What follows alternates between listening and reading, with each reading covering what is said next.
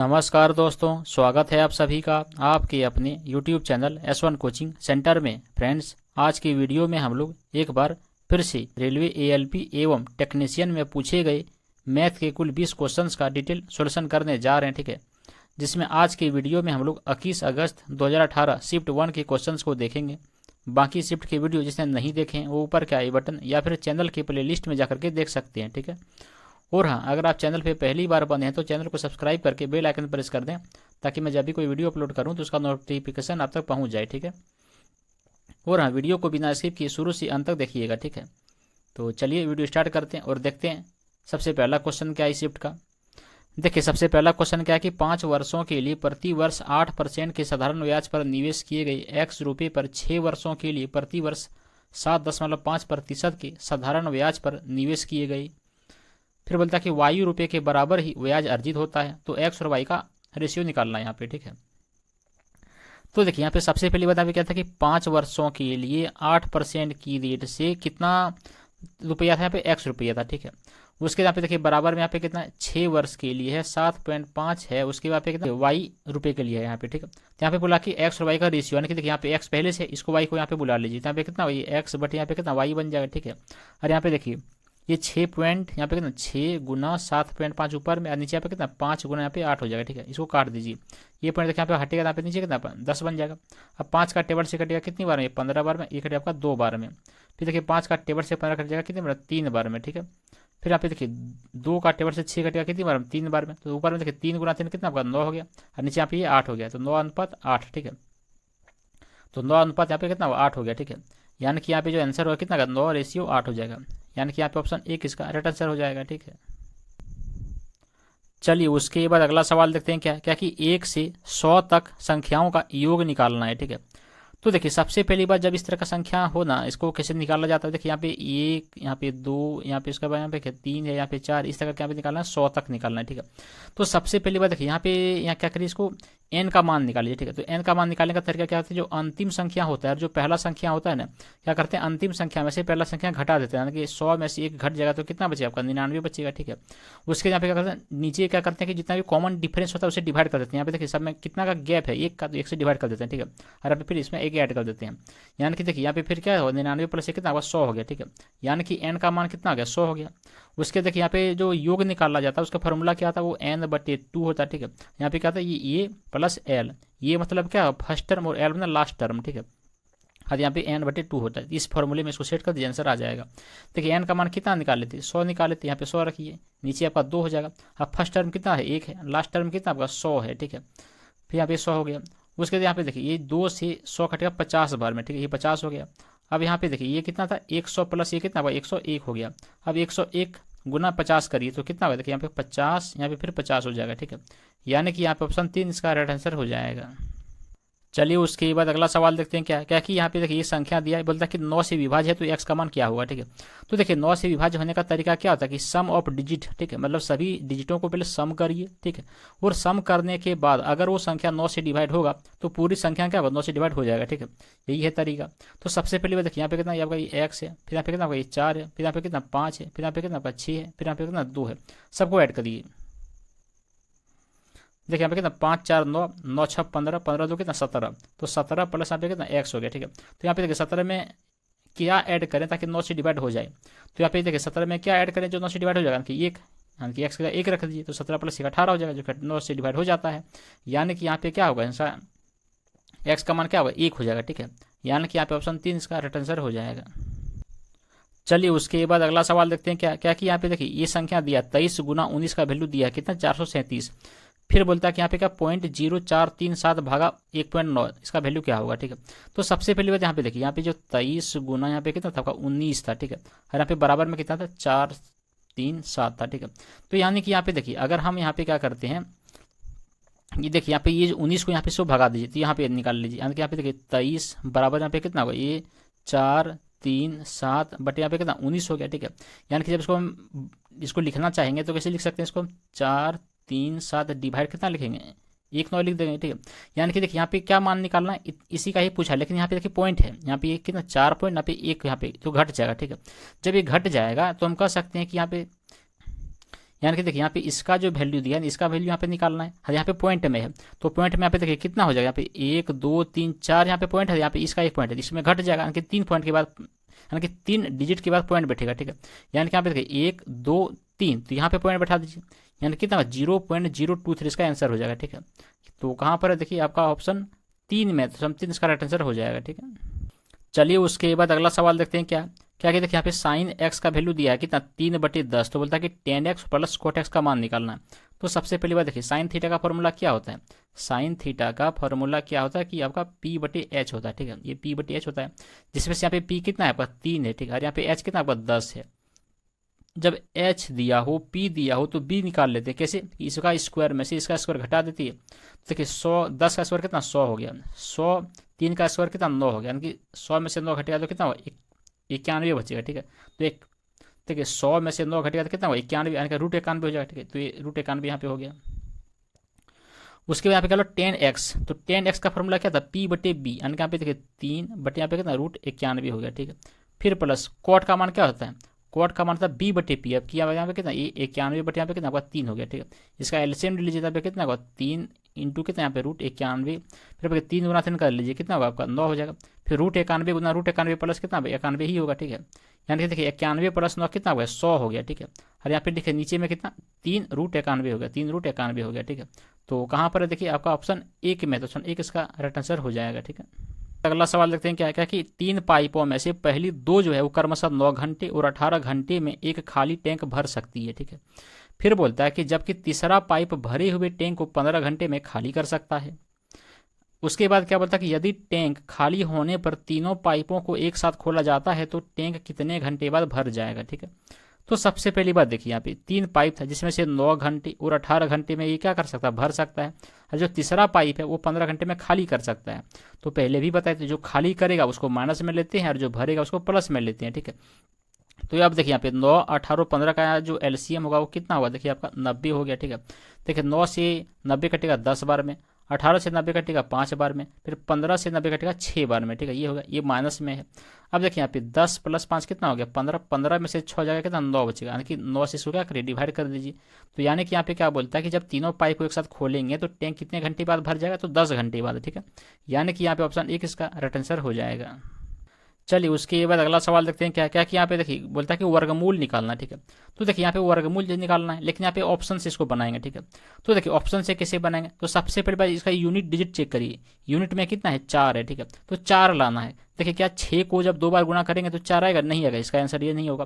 क्या जब 4 2 बार गुना होगा तो लास्ट में 4 आएगा, नहीं, इसका आंसर ये भी नहीं होगा।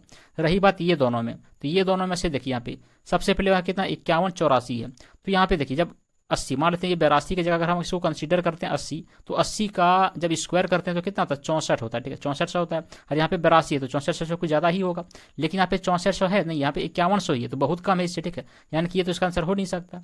तो फाइनली बच गया कौन 72, तो इसका आंसर हो जाएगा, ठीक है। तो इस तरह से इसको ऑप्शन से हटा के चेक करना था, ठीक है, तो जल्दी बन जाता है यहाँ पे, ठीक है। चलिए उसके बाद अगला सवाल देखते हैं क्या क्या कि 10x बराबर दिया है कितना √2 - 1 दिया, ठीक है। तो यहाँ पे बोलता है कि 10x - cot x का मान निकालना है, ठीक है। तो देखिए सबसे पहली बात यहाँ पे 10x का मान दिया है, देखिए क्या दिया है कि 10x का वैल्यू दिया है कितना दिया है आपका √2 - 1 दिया, ठीक है। उसके बाद यहाँ पे देखिए इसको हम अगर इसको लिखेंगे 1/10, अगर इसको हम इस तरह पलट देते हैं 1/10x, तो यहाँ पर ये भी पलट जाएगा, तो ये भी पलटने के बाद यहाँ पे कितना बनेगा 1/√2 माइनस यहाँ पे 1 बन जाएगा, ठीक है। दूसरी बात यहाँ पे देखिए ये 1/10x जो होता है वो किसका वैल्यू होता है, तो 1/10x जो होता है ये आपका cot x का वैल्यू होता है, ठीक है। क्योंकि cot जो होता है 10 का उल्टा होता है, यानी कि यहाँ पे cot x का वैल्यू हो गया, ठीक है। तो हम कह सकते हैं कि cot x का ही वैल्यू दिया है कितना ये 1/√2 - 1, ठीक है। तो इसको क्या करते हैं रेशनलाइज कर लेते हैं, जैसे रेशनलाइज करेंगे तो सबका साइन बदल जाएगा, यहाँ पे कितना ये √2 होगा प्लस यहाँ पे ये वो 1 होगा, नीचे भी क्या होगा √2 प्लस यहाँ पे 1 होगा, ठीक है। तो देखिए ऊपर में कितना बन जाएगा √2 + 1 बन जाएगा, ठीक है। और यहाँ पे √2 गुना √2 कितना होगा 2, 2 में से घटेगा 1 बचेगा, यानी कि यहाँ पे cot x का मान कितना निकला √2 + 1 निकल जाएगा, ठीक है। यानी कि देखिए 10x का मान दिया था कितना 10x का मान दिया था √2 - 1, ठीक है। उसके बाद माइनस, उसके बाद cot x का मान निकाले कितना √2 + 1 निकाले, ठीक है। अब देखिए इस माइनस से सबको गुना कर दीजिए, तो यहाँ पे कितना बनेगा √2 - 1, फिर यहाँ पे माइनस √2, फिर यहाँ पे -1 बनेगा, ठीक है। देखिए ये माइनस है ये प्लस ये खत्म हो जाएगा, फिर यहाँ पे देखिए -1 और ये -1 तो कितना होगा -2 हो जाएगा, ठीक है। यानी कि यहाँ पे ऑप्शन 2 इसका राइट आंसर हो जाएगा।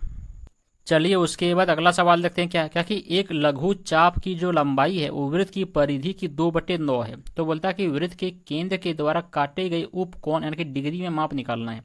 तो सबसे पहली बात देखिए, मान लेते हैं कि ये जो सर्कल है ना, ये सर्कल में से ये जो काटा जाता है यहाँ पे, ठीक है, ये होता है इसका चाप। चाप किसको बोलते हैं? ये वाला चाप होता है। तो देखिए, ये जो चाप की जो लंबाई होता है वो क्या होता है, देखिए चाप की लंबाई क्या होता है, तो थीटा बट यहाँ पे कितना होगा 360 होता है, ठीक है। फिर यहाँ पे कितना होता है इंटू 2πr होता है, ठीक है, ये चाप का लंबाई होता है। और ये जो पूरा क्या होता है, एक परिधि होता है सर्कल का, ठीक है, वृत्त का परिधि होता है। तो वृत्त का परिधि का फॉर्मूला क्या होता है? वृत्त का परिधि का फॉर्मूला होता है क्या, 2πr होता है, ठीक है। सवाल में क्या बोला था कि एक लघु चाप की जो लंबाई है वृत्त की परिधि का 2/9 है, यही तो परिधि थी, इसका कितना है 2/9 है, ठीक है। तो अब देखिए यहाँ पे दोनों साइड में ये 2πr यहाँ पर भी है, 2πr यहाँ पर भी है, ये कट जाएगा, ये कट गया। अब देखिए यहाँ पे 9 का टेबल से 360 का कितनी बार में 40 बार में कटेगा। जब क्रॉस क्रॉस इंटू करेंगे 40 गुना पे 2 कितना होगा 80 हो गया, ठीक है। और 80 किसका वैल्यू आया, थीटा का वैल्यू आया। यही तो सवाल ने पूछा था कि थीटा का वैल्यू निकालिए डिग्री में कितना होगा, तो 80 डिग्री इसका निकल जाएगा आंसर, ठीक है। तो कहाँ पर देखिए आपका ऑप्शन 2 में है, तो ऑप्शन 2 इसका राइट आंसर हो जाएगा, ठीक है। बेसिकली इस सवाल में याद क्या रखना था कि चाप की जो लंबाई होती है उसका फॉर्मूला क्या होता है, ठीक है। तो उसके बाद ये बन जाता है। चलिए उसके बाद अगला सवाल देख लेते हैं क्या क्या कि 6084 इसका वर्गमूल निकालना, ठीक है। तो देखिए यहाँ पर भी इसको ऑप्शन से बनाते हैं, ठीक है। तो सबसे पहली बात देखिए, लास्ट में यूनिट डिजिट कितना है 4 है, तो 4 लाना है। यहाँ पे लास्ट में 4 को जब 2 बार गुना करेंगे ना तो कभी भी 4 नहीं आएगा, 6 आएगा, ठीक है, कि ये इसका आंसर नहीं होगा। उसी प्रकार ये भी देखिए यहाँ पे 6 है, 6 को 2 बार गुना करेंगे 6 आएगा, तो ये भी नहीं होगा, ठीक है। यहाँ पे तो यहाँ पे देखिए अब बच गया ये दोनों में। अब रही बात यहाँ पे देखिए, यहाँ पे क्या बताए थे कि जब यहाँ पे इसको कंसीडर करते हैं मान लेते हैं 80, तो 80 को जब स्क्वायर करते हैं 64 आता है, ठीक है। लेकिन यहाँ पे 60 ही है, तो ये तो हो नहीं सकता है, तो बच गया कौन आपका, ये बच गया, ठीक है। तो इसका आंसर हो जाएगा। तो इसे इसको चेक करना था, ठीक है, ऑप्शन से। चलिए उसके बाद अगला सवाल देखते हैं क्या क्या कि समीकरण यहाँ पे x² - 6x प्लस के बराबर 0 है। तो यहाँ पे बोलता है कि एक मूल x का मान 2 दिया तो दूसरा मूल निकालना, ठीक है। तो सबसे पहले बात यहाँ पे क्या करेंगे, x का वैल्यू पुट कर लीजिए। तो x की जहाँ पे जब रखेंगे यहाँ पे कितना 2 का स्क्वायर कितना 4 होगा, माइनस यहाँ पे कितना 6 देना 12 होगा, प्लस यहाँ पे कितना भाई के होगा बराबर 0 हो जाएगा। 12 में से 4 घटेगा तो -8 इधर रखेगा प्लस 8 हो जाएगा, यानी कि यहाँ के का मान कितना हो गया आपका, कितना होगा 8 हो गया, ठीक है। अब देखिए यहाँ पे कितना बनेगा आपका ये x² माइनस यहाँ पे कितना 6x प्लस आपका यहाँ पे 8 हो गया, अब बराबर 0। देखिए अब ये क्वालिटी क्वेश्चन बन गया, ठीक है। तो क्वालिटी क्वेश्चन बन गया, तो क्वालिटी क्वेश्चन बन गया तो तरीका क्या था कि लास्ट टर्म और फर्स्ट टर्म को इंटू कर लेते हैं। यहाँ पे कुछ तो 1 है, तो 1 गुना 8 करिए कितना होगा 8 होगा। अब ऐसा 2 डिजिट को सेलेक्ट करिए ताकि गुना करने पर 8 हो और जोड़ने घटाने पर यहाँ पे 6 हो, तो क्या हो जाएगा 4 गुना 2 ले लेते हैं, ठीक है। तो यहाँ पे देखिए अब क्या होगा, यहाँ पे ये बनेगा x² माइनस यहाँ पे कितना बनेगा ये 4x माइनस यहाँ पे कितना ये 2x, फिर यहाँ पे प्लस कितना आपको ये 8 बराबर यहाँ पे 0 हो जाएगा, ठीक है। ये दोनों में कॉमन किया होगा, ये दोनों में कॉमन आपका x है, तो यहाँ पे क्या बचेगा ये x माइनस यहाँ पे 4 बनेगा, ठीक है। फिर ये दोनों में कॉमन किया तो -2 कॉमन है, तो यहाँ पे क्या बनेगा ये x माइनस यहाँ पे 4 बनेगा, ठीक है। इधर का 0 हो जाएगा। अब देखिए यहाँ पे ये क्या ये x माइनस इधर 2 हो जाएगा, ठीक है। यहाँ पे क्या ये x माइनस यहाँ पे 4 इक्वल टू यहाँ पे 0। तो यहाँ पे x का मान एक बार क्या आएगा 2 आएगा और एक बार क्या होगा x का मान 4 आएगा, ठीक है। जिसमें से देखिए यहाँ पे एक का मान 2 यहाँ तो पहले दे दिया था, बाकी बच गया दूसरा का मान पे कितना x का मान 4 है, ठीक है। यानी कि यहाँ पे ऑप्शन 1 इसका राइट आंसर हो जाएगा, ठीक है। तो उसके बाद अगला सवाल देख लेते हैं क्या क्या कि 36 मीटर लंबे एक टावर के शीर्ष का उन्नयन कोण जो है वो जमीन पर खड़े एक व्यक्ति के प्रारंभिक स्थिति से 60 डिग्री था, ठीक है। फिर क्या बोलता है कि वह इस प्रकार टावर से दूर जाता है कि टावर का निचला सिरा उसकी प्रारंभिक स्थिति तथा अंतिम स्थिति सभी एक सीधी रेखा में है। फिर बोलता है कि उसकी अंतिम स्थिति से टावर के शीर्ष का उन्नयन कोण जो है वो 30 डिग्री था। तो बोलता है कि उसने अपनी प्रारंभिक स्थिति से कितनी दूरी तय किया। तो देखिए सबसे पहली बात मान लेते हैं ये टावर का ऊंचाई है, ठीक है। कितना है तो 36 मीटर है टावर का ऊंचाई, ठीक है। देखिए यहाँ पे क्या बोलता है कि पहले जो है ना उसका डिग्री कितना बना हुआ था, यहाँ पे 60 डिग्री बना हुआ था, ठीक है। अब देखिए यही तो टावर है कि नहीं। अब बोलता है कि टावर से दूर जा रहा है, तो दूर जा रहा है इधर आ रहा है, ठीक है। और दूर जाने के बाद इसका जो एंगल बन रहा है वो कितना बन रहा है 30 डिग्री बन रहा है, ठीक है। तो बोलता है कि यहाँ से जो पहले जो था स्थिति उसका वो आदमी का, उसके बाद उसका जो बढ़ने के बाद कितना दूरी तक वो कवर किया, ठीक है। ये निकालना कि इसका वैल्यू निकालना यहाँ से यहाँ, ठीक है। तो देखिए सबसे पहली बात इसको रेशियो मेथड से बनाते हैं इसको, ठीक है। मान लेते हैं 2 फिगर यहाँ पे बना लेते हैं, ठीक है। ये फिगर यहाँ पे हो गया, पहले को कंसीडर कर लेते हैं। यहाँ पे कितना ये 60 डिग्री है और ये वाला कितना ये 30 डिग्री है, ठीक है। दोनों के सिचुएशन में देखिए tan 60 का वैल्यू कितना होता है, tan 60 का मान होता है कितना √3 बट यहाँ पे 1 होता है, ठीक है। वो tan 30 का मान कितना होता है, 1 बटे यहाँ पे कितना होता है, √3 होता है। ठीक है, यहाँ पे देखिए सवाल में जो है 36 इसका ऊंचाई है दोनों के लिए, यानी कि हम कह सकते हैं कि हाइट तो सेम है, लेकिन यहाँ पे देखिए क्या हाइट सेम है, नहीं है, तो उसको हाइट सेम करिए।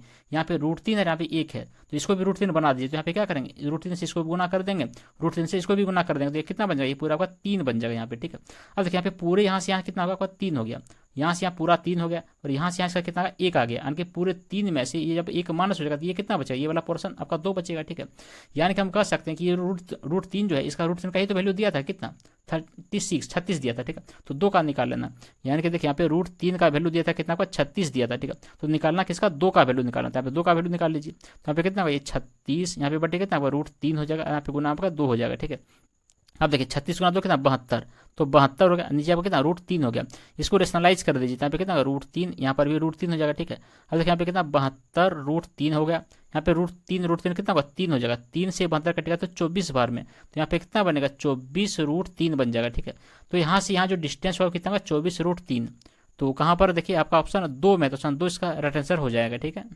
चलिए उसके बाद अगला सवाल देख लेते हैं, क्या कि P, Q और R एक टैंक में क्रमशः A, B, C विलयनों को भरने वाली जल प्रणालियां हैं।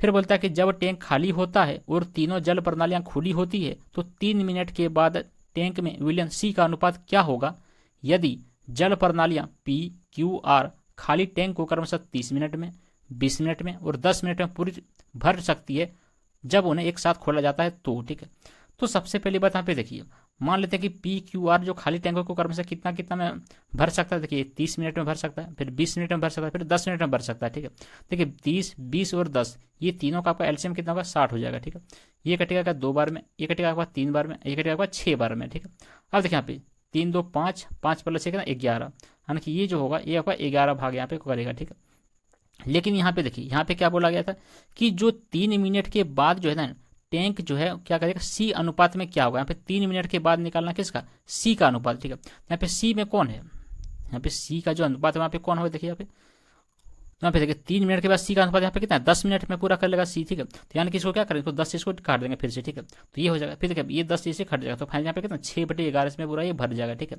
यानी कि इसका पूरा कितना में खोला जाएगा, 6/11 भाग में। ठीक है, यानी कि यहाँ पे ऑप्शन 4 इसका राइट आंसर हो जाएगा। ठीक है, बेसिकली यहाँ पे हल्का सा याद क्या रखना था, यहाँ पे सी का पूछा था। ठीक है, सी में से 10 मिनट वाला खाली करता, इससे फिर इसको डिवाइड करना होगा लास्ट में। ठीक है, ये उसके बाद अगला सवाल देखते हैं, क्या कि x² + kx + k बराबर 0 के मूल पुनरावृत्त होते हैं तो k का मान संतुष्ट होगा कब। देखिए जब भी सवाल में मूल पुनरावृत्त दिया हो ना, जब मूल पुनरावृत्त दिया हो तो उसका फॉर्मूला क्या होता है कि देखिए यहाँ पे d बराबर 0 होता है। ठीक है, जब मूल पुनरावृत्त हो तो d बराबर 0 होता है, जहां पर d का वैल्यू क्या होता है, d का वैल्यू होता है क्या, b² - 4ac होता है। ठीक है, d का वैल्यू, तो यानी कि आप देखिए यहाँ पे d की जगह बैठा सकते हैं क्या, ये b² - 4ac बराबर इधर क्या 0 हो जाएगा, जहां पर देखिए b का मान कितना है, b का मान आपका k है। ठीक है, b का मान कितना k है, उसके यहाँ पे a का मान कितना आपका 1 है, c का मान कितना k है यहाँ पे। ठीक है, तो देखिए b का स्क्वायर यानी कि k का स्क्वायर कर दीजिए, यहाँ पे कितना आपका k² बन जाएगा, फिर यहाँ पे 4 गुना a का मान कितना आपका 1 है, फिर उसके जगह c का मान कितना आपका 1 k है, बराबर इधर 0 हो गया। ठीक है, अब देखिए यहाँ पे ये कितना बनेगा आपका k² बन जाएगा। ठीक है, और यहाँ पे देखिए ये जो 4k होगा इसको इस साइड में कर लीजिए, यहाँ पे कितना ये बराबर में 4k हो जाएगा। ठीक है, तो इस k से इसके हटा लीजिए, यानी कि यहाँ पे k का मान कितना, एक बार 4 होगा, एक बार k का मान कितना होगा आपका 0 हो जाएगा। ठीक है, कुछ नहीं तो 0, यानी कि यहाँ पे जो ऑप्शन होगा यहाँ पे 3 इसका राइट आंसर हो जाएगा। ठीक है, चलिए उसके बाद अगला सवाल देख लेते हैं, क्या कि एक बड़े त्रिभुज के 3 कोनों पर 3 त्रिभुजों को इस प्रकार बनाया जाता है कि प्रत्येक छोटे त्रिभुज की प्रत्येक भुजा बड़े त्रिभुज के प्रत्येक संगत भुजाओं के 1/3 के बराबर है। ठीक है, फिर क्या बोलता है कि एक साथ तीनों छोटे त्रिभुजों का क्षेत्रफल और शेष बड़े त्रिभुज के क्षेत्रफल का अनुपात निकालना है। ठीक है, सबसे पहले मान लेते हैं ये क्या है, एक फिगर है। ठीक है, यहाँ पे देखिए ये आपका ये बी है, ये आपका सी है। ठीक है, यहाँ से बनाया गया, मान लेते हैं इसको यहाँ से बनाया गया। ठीक है, उसका ये वाला ये भाग बनाया गया। ठीक है, उसके यहाँ पे ये वाला भाग बनाया गया यहाँ पे। ठीक है, अब देखिए यहाँ पे सवाल में क्या बोला था कि सवाल यहाँ पे देखिए क्या बोला कि संगत भुजा के 1/3 के बराबर है। ठीक है, मतलब देखिए यहाँ पे 1/3 का मतलब कितना, ये पूरे जो है ना आपका ये अगर पूरा आपका ये 3 भाग है तो उसमें से एक भाग ये सब है, ठीक है, ये एक भाग है, ये भी एक है, ये भी एक है, ये भी एक है, ठीक है, उसके यहाँ पर ये भी एक है, फिर ये भी एक, यहाँ यहाँ यहाँ सब एक एक कर बराबर है, ठीक है। अब पूरा देखिए यहाँ पे क्या बोलता है कि एक साथ तीनों छोटे त्रिभुज का क्षेत्रफल, तो देखिए एक साथ तीनों छोटा त्रिभुज, यहाँ पे ये वाला का एरिया, फिर ये वाला का एरिया, फिर ये वाला का एरिया, तो देखिए यहाँ पे सब एक एक करके है, तो इसका एरिया कितना एक निकलेगा, इसका भी एरिया एक, इसका भी एरिया एक, इसका भी एरिया एक, यानी कि तीनों त्रिभुज का एरिया कितना होगा, अगर जोड़ देंगे तो कितना होगा 3 हो जाएगा, ठीक है।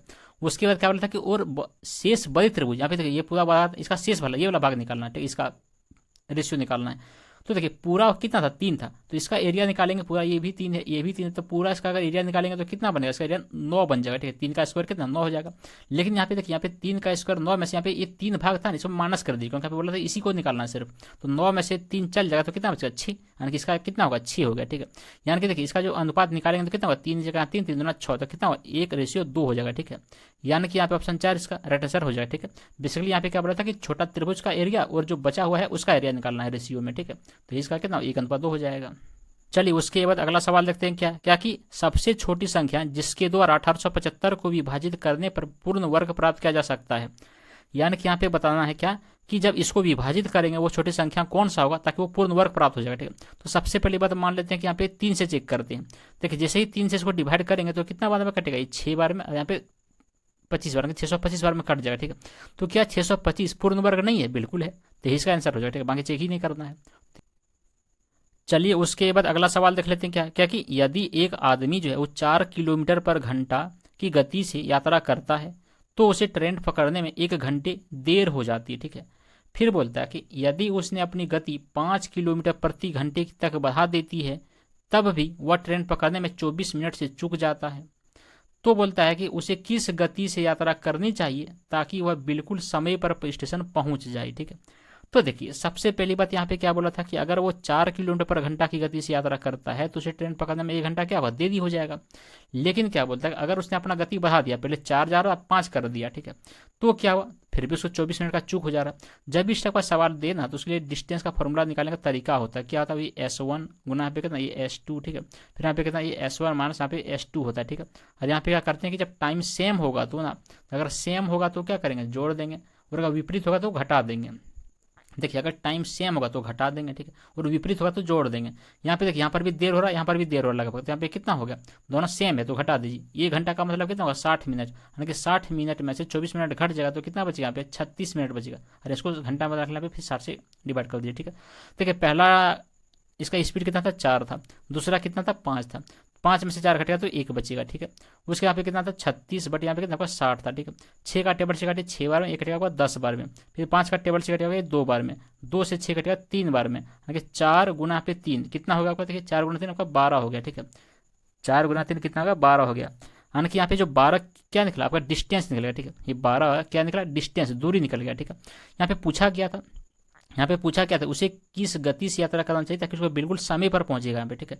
तो देखिए यहाँ पे आप क्या करेंगे, इसको मान लेते हैं कि अगर पहला क्वेश्चन को सेलेक्ट करते हैं, इसका दूरी कितना है 12 है, ठीक है, इसकी स्पीड कितना 4 है, तब समय निकाल लेते हैं। समय का फॉर्मूला क्या था, दूरी बटे चाल, तो दूरी कितना है 12 है, चाल कितना है 4 है, तो इसको काट लीजिए, कितना 3 घंटा लगेगा, ठीक है।